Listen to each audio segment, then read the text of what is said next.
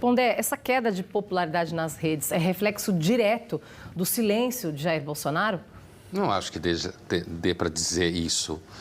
Inclusive, quando a gente está falando, seja de redes sociais ou de política, nunca você tem uma causa única que gera isso, né? E eu tenho a impressão que há uma divisão na base do Bolsonaro, né? Ficou claro, por exemplo, quando circulou aquela imagem do filho dele, do Eduardo, no Catar. No Catar. Né? Em que entre eles mesmos, essa discussão que quanto patriotas, o que eu acho ridículo chamar esse povo que está esculhambando alguns estados do Brasil de patriotas, né? Mas assim, enquanto patriotas estavam enfrentando chuva nos quartéis. Chuva nos quartéis, em nome da democracia, o que é muito louco. O filho estava lá no bem bom, curtindo, e aí veio a história do pendrive. Quer dizer, eu tenho a impressão que, assim, há uma baixa, como disse a matéria, porque ele perdeu a eleição. Não acho... eu acho que o Bolsonaro está numa situação delicada, porque ele provavelmente teme que apareça algum outro líder mais à direita que seja menos radical do que ele, né? Que seja uma pessoa razoável, que saiba lidar com política de uma forma, digamos assim, mais responsável. Então, acho que a popularidade dele baixou, é o resultado de que ele perdeu a eleição. O distanciamento dele gera confusão nas pessoas, né? Porque ele era visto como um sujeito super imbrochável, broxou. O imbrochável broxou, né?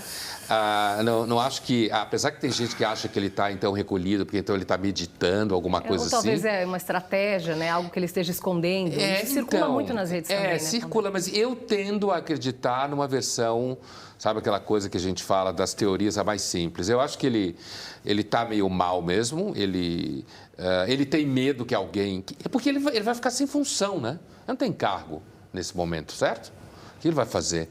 Então, assim, eu tenho a impressão que baixou porque eles estão desorganizados, mesmo, perderam um pouco o prumo, porque eles tinham certeza que iam ganhar a eleição. Agora, Tasso, quanto essa perda de influência, na sua opinião, nas redes pesa contra Bolsonaro?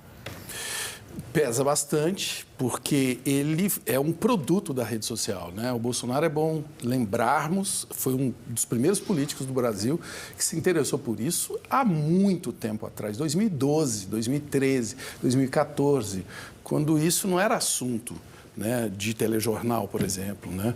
E ele já sabia disso e montou todo o esquema, inclusive com o Bannon, no caso já na eleição, que é o cara que fez a mesma coisa para o Trump. Então, é uma coisa muito pensada. Só que aí tem um modelo, tem uma falha trágica nessa história, né? Eu concordo com o Pondé que a gente tem que relativizar porque tem uma racha na base e tudo mais. Mas o Bolsonaro, a popularidade dele enquanto presidente era acordar de manhã e falar com quem que eu vou arrumar uma treta, né? Esse era o grande modelo dele de quem relacionamento. vai me ouvir no cercadinho, não né? é?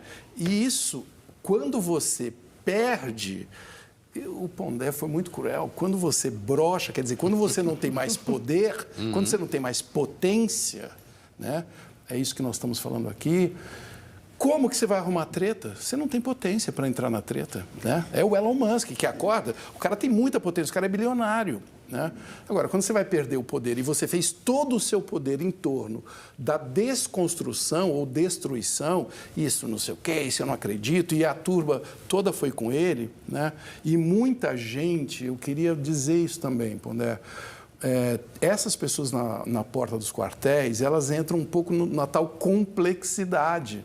Porque tem muita gente, assim, que está lá por uma razão que ela acredita que é importante defender a liberdade, mas ela foi levada por um conto do vigário, né?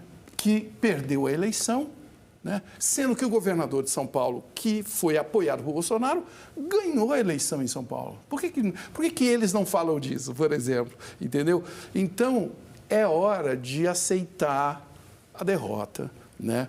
aceitar o luto é difícil, é muito difícil, né? Passar por todas aquelas fases, né? Aceitação, raiva, enfim, aí você vai andando, passa pela depressão, até você chegar lá. E dialogarmos com essas pessoas, porque tem gente... Eu não estou falando dos caras que fecham a estrada e impedem um garoto que vai fazer cirurgia para ficar bom do olho. São os fanáticos. Os fanáticos, mas eu estou falando que está na hora de dialogar com pessoas que, por alguma razão, se sentiram injustiçadas, indignadas, né, com essa eleição. Elas vão ter que olhar uma coisa muito dura, né? Elas perderam a eleição. A eleição foi perdida e depois vai ter outra daqui a 4 anos. Tem muitos problemas para serem resolvidos. É hora de encarar este fato.